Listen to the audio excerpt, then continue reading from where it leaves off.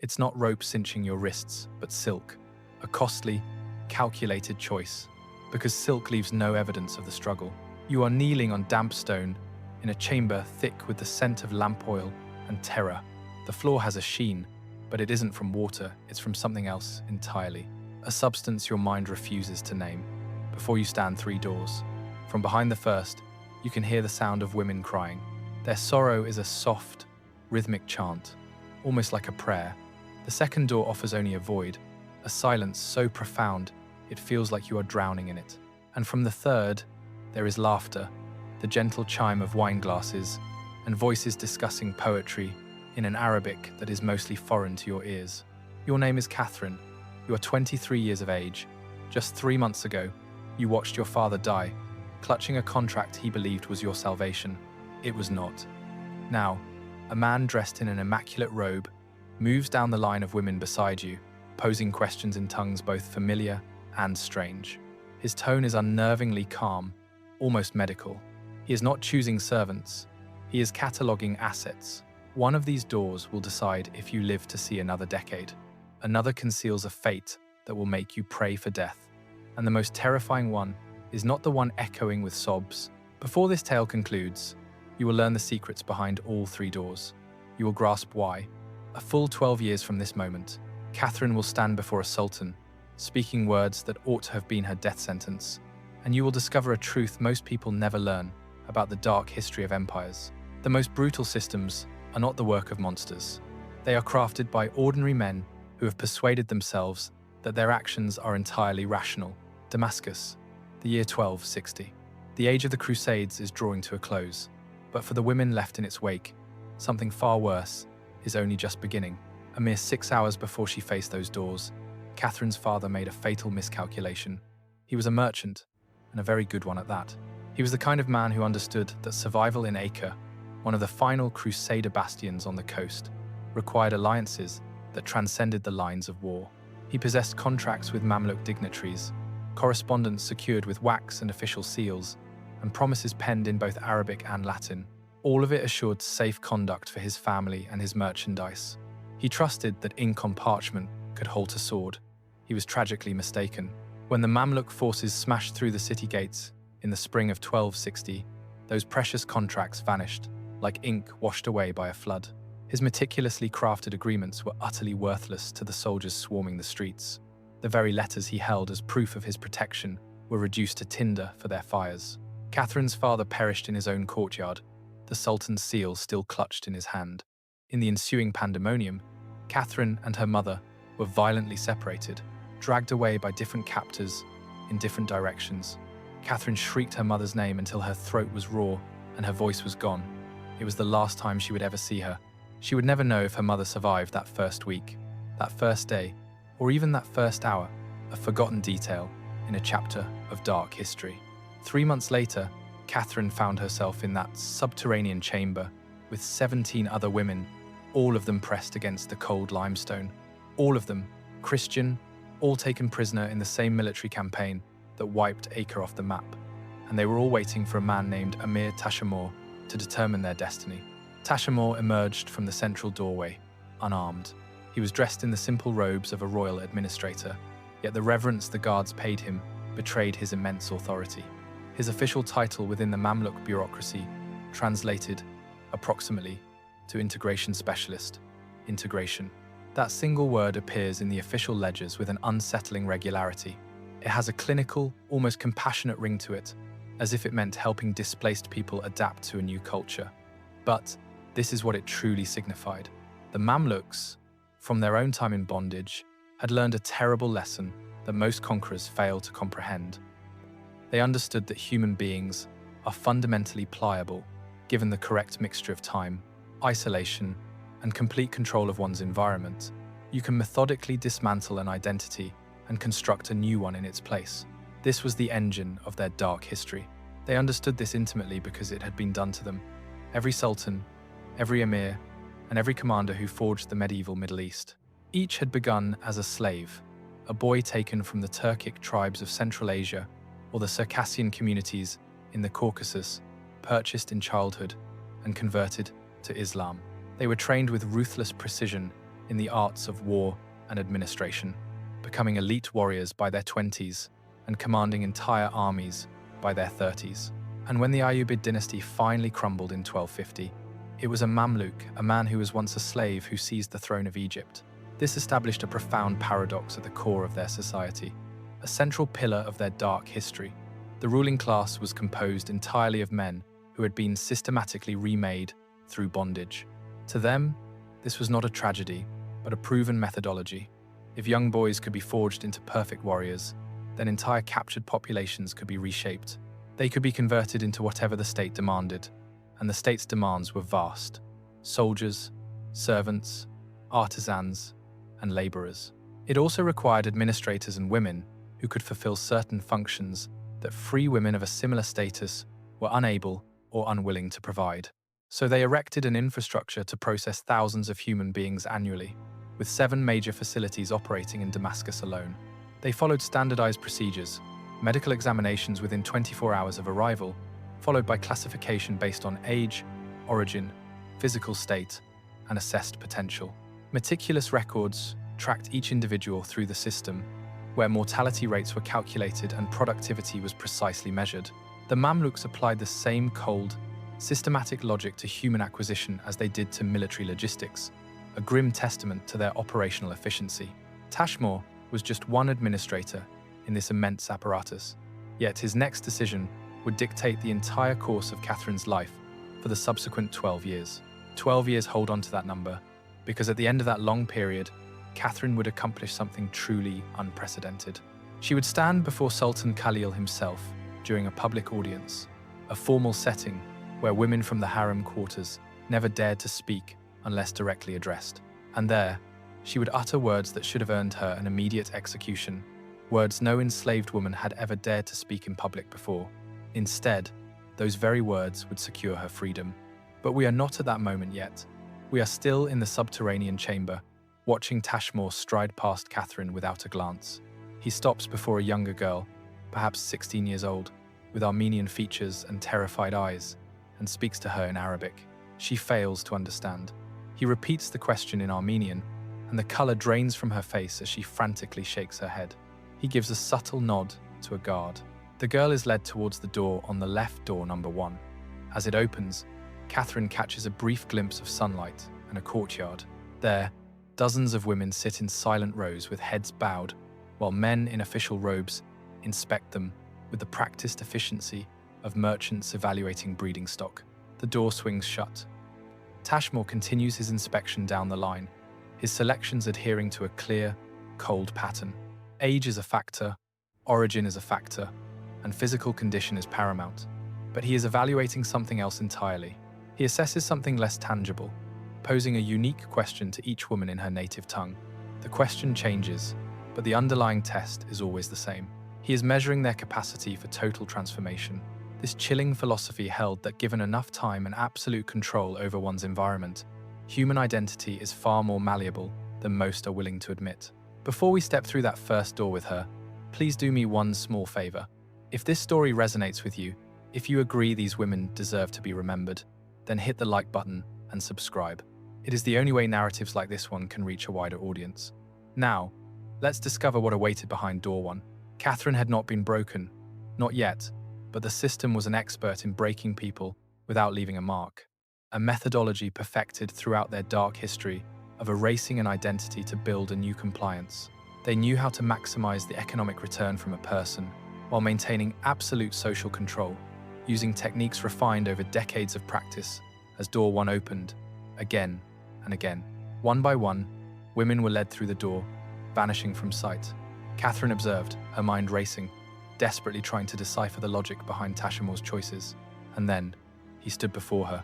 His gaze was not one of compassion or malice, but of cold calculation. He posed his question in perfect Frankish French. His accent was flawless, a detail of critical importance. The Mamluks were not just conquerors, they were students, meticulously learning the tongues of their adversaries. They comprehended Christian social hierarchies with enough clarity to turn them to their advantage. "Are you literate?" he asked. Catherine paused. In that single, fleeting moment of hesitation, she weighed a decision that would seal her fate. She could feign ignorance, professing to be unlettered, hoping that illiteracy would diminish her value, perhaps leading her to a fate less dreadful than the one reserved for educated captives. Yet, an unsettling glint in Tashamore's eyes told her he already suspected the truth. Her father, after all, had been a merchant, and merchants ensured their children could decipher contracts, letters, and ledgers. To lie now would be a fatal display of poor judgment.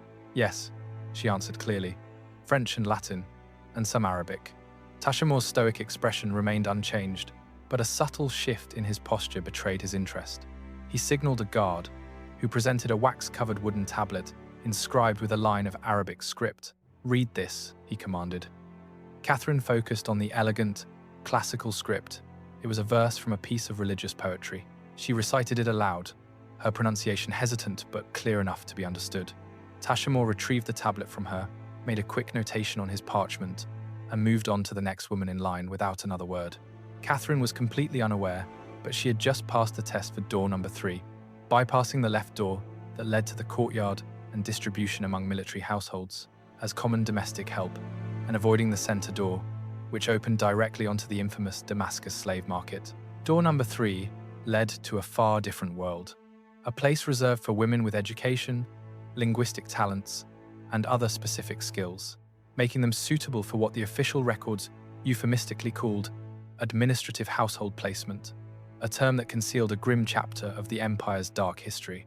On the surface, it sounded almost like a reprieve, a life of clerical work, managing correspondence, and keeping records. And while that was part of it, it was far from the whole truth. This administrative track was a dual-purpose system. By day, these women provided their intellectual labor, overseeing correspondence and maintaining complex account books, even handling negotiations for the highborn ladies of the household, who were often illiterate themselves. But at night, twice a week, they were required to provide something else entirely, a service the system had factored in with the same cold precision it applied to grain storage and tax collection. This calculated exploitation is a cornerstone of this era's dark history. But I'm getting ahead of myself. 3 days following the selection, Catherine was finally led through door number 3. She entered a chamber, smaller than the first, where thick carpets on the walls absorbed every sound.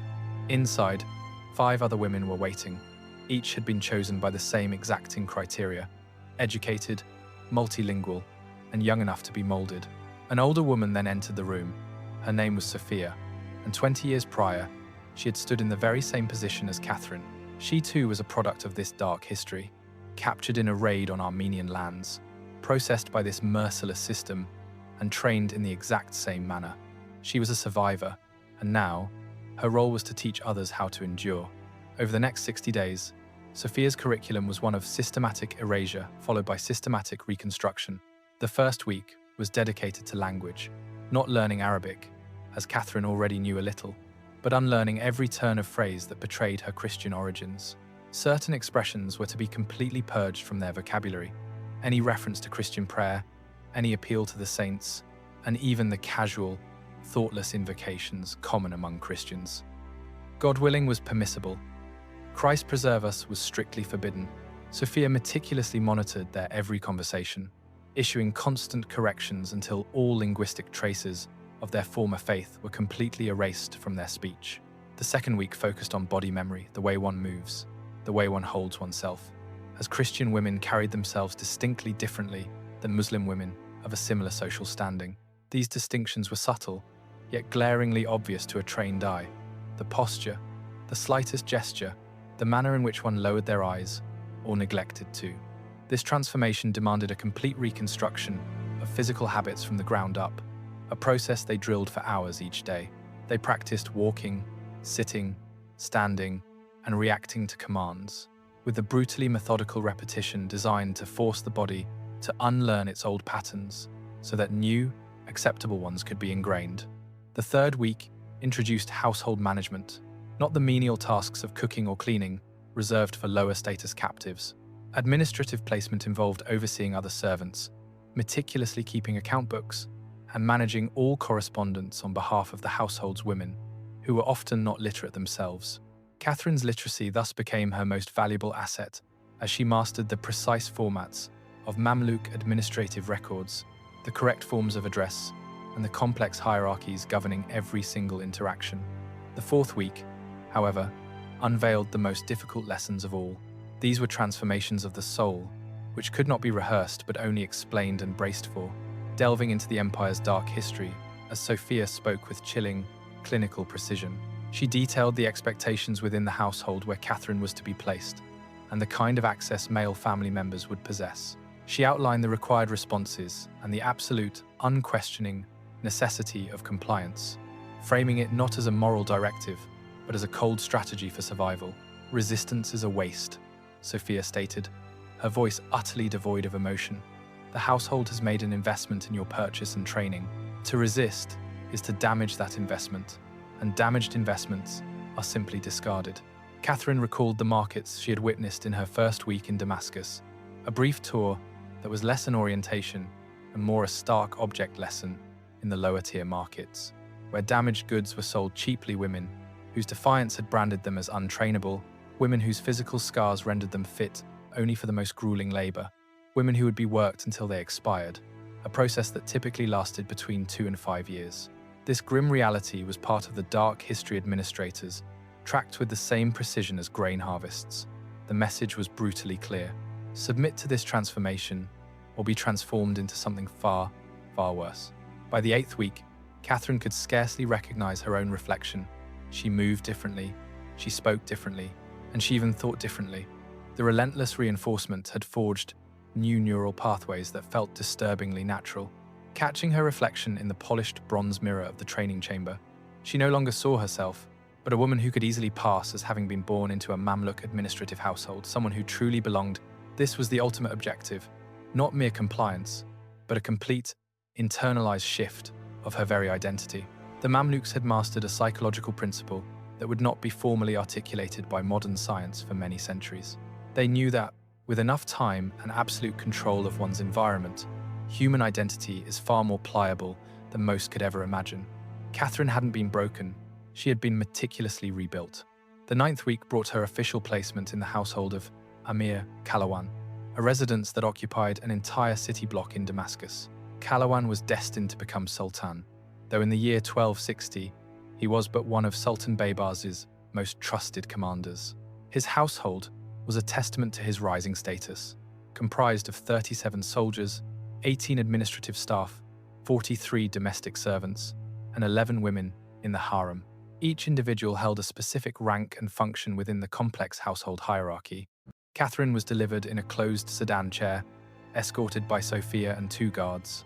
The transfer was officially documented, papers were exchanged, and the payment was formally recorded.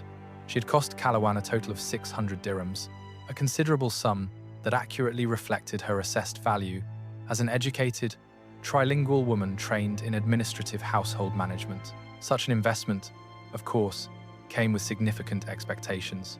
Sophia departed the moment the transaction was complete, and Catherine would never lay eyes on her again. Years later, Catherine would often reflect on Sophia's state of mind during those departures, questioning if she felt any emotion as she delivered women, trained for months, into the hands of new households. She wondered if their fates, unfolding beyond her sight, weighed on her, or if the very process that had remolded Catherine had first reshaped Sophia so completely, in fact, that these transfers of human life had become mere business dealings, as impersonal as an entry in a ledger. The head of Kalo's harem was a formidable woman named Zara. Zara was no captive. She was Kalo's first wife, joined in matrimony when they were both young, long before his military prowess propelled him to a position of command. She governed the women's quarters with a martial efficiency that would rival any commander's handling of his troops. In her domain, every woman served a specific purpose, and every purpose was integral to the seamless operation of the household. The hierarchy was unyielding, and Catherine's assigned role was to manage correspondence. The ladies of influential Mamluk families cultivated vast and intricate social networks, all maintained through the art of the written word, delicate marriage negotiations, the protocol of gift exchanges, the subtle gathering of political intelligence. All these vital tasks demanded a scribe fluent in multiple languages, someone who had mastered formal composition and could be entrusted with the most sensitive of information. Catherine's rigorous training had prepared her perfectly for this position. During her first month, her duties were precisely as had been described. She occupied a small chamber off the main harem courtyard, transcribing letters dictated by Zara or the two other senior wives. The subject matter was ordinary: social invitations, notes of gratitude, inquiries directed to silk merchants. She penned them all in exquisite script upon costly paper, sealing each letter with wax and meticulously filing copies for the household archives. The work was tedious, but in tedium, she found a semblance of safety. This monotony signified that her value was tied to skills that would be useful for years to come. It meant the significant investment in her training was secure. This fragile peace lasted until Kalawan's third son reached the age of 18. It was then his father decreed it was time to complete the young man's education in all worldly matters befitting his rank. The system, a grim facet of this empire's dark history, had a term for this initiation. Young men from powerful military families were required to master governance, warfare, and a subject euphemistically called household management.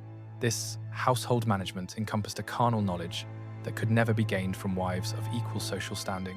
The solution to this dilemma was coldly systematic, utilizing junior wives, specially designated servants, and ultimately, women like Catherine. The practice was so deeply ingrained, it was considered unremarkable, generating no scandal whatsoever. It was simply the established order in households wealthy enough to maintain numerous women. And now, it was Catherine's turn to learn this brutal lesson. She was chosen for this new duty on a Thursday evening, summoned by Zara to the courtyard just after the final call to prayer. Zara explained the situation with the same chilling, clinical precision that Sophia had once employed. This, she was told, was an honor, a reflection of the household's confidence in her training. It was presented as proof of her successful integration.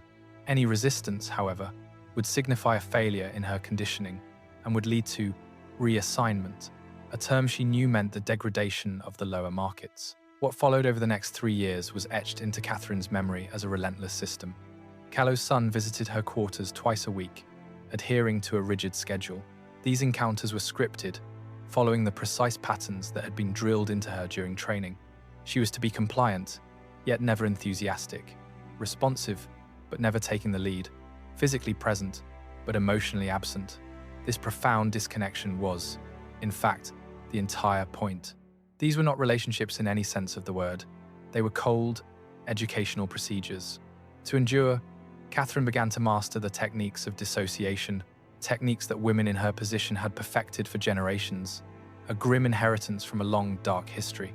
She learned to observe herself from a distance, her body present, while her mind sought refuge elsewhere. She perfected the grim art of performing the required physical responses, while her thoughts were consumed with letter compositions or the intricacies of Arabic grammar, anything at all to escape the reality of what was happening in that small room twice every week.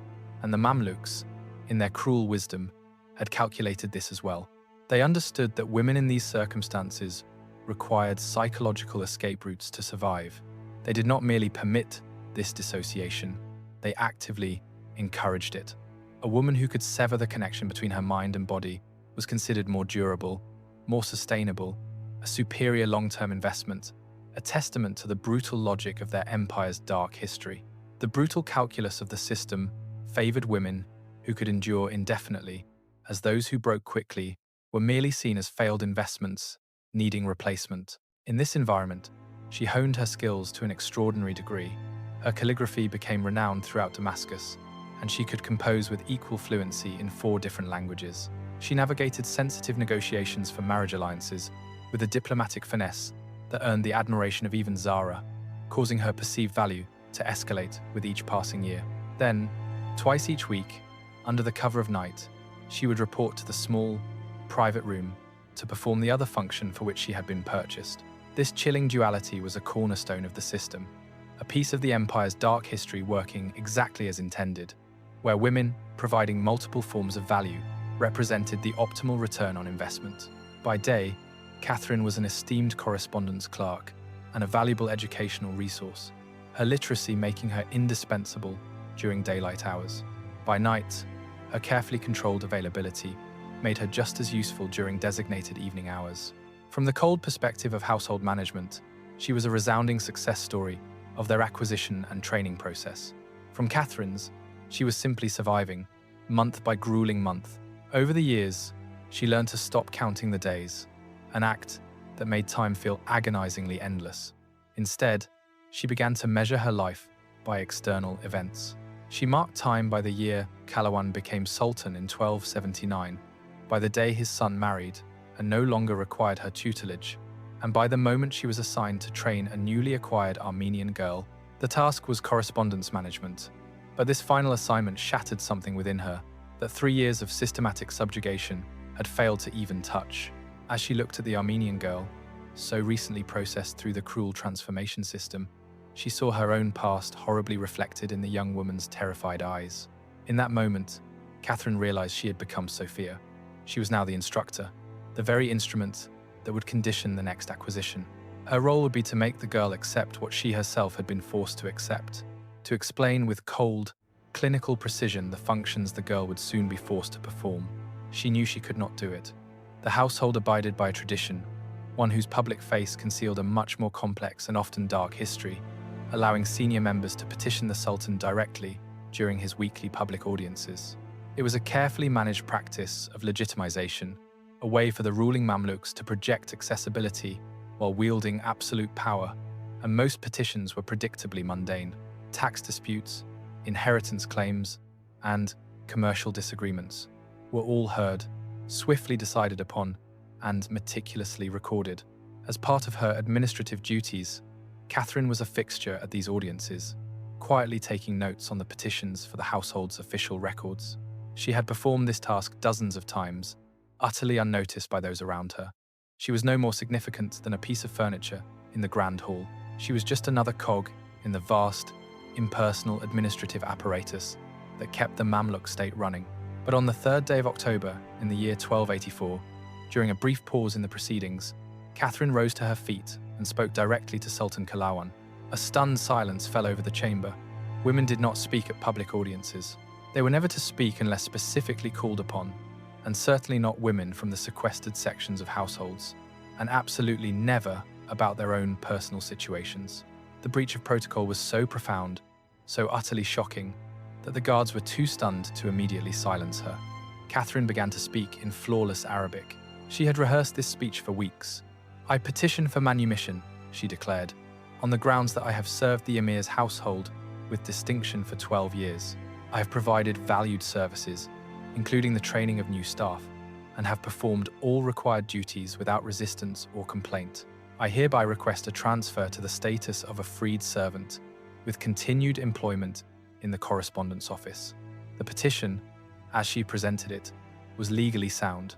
Islamic law regarding servitude, a complex code often selectively applied throughout this dark history, did include provisions for manumission after long and dedicated service, particularly for enslaved persons. This was especially true for those who had demonstrated exceptional utility and unwavering compliance. Catherine had researched this exhaustively. She had found the precedents. She had meticulously documented her own value, using the very correspondence records she was charged with maintaining. And in doing so, she had also done something utterly unprecedented. Women in her position did not petition for their own freedom. They most certainly did not do it in a public audience, where a refusal would be a public spectacle.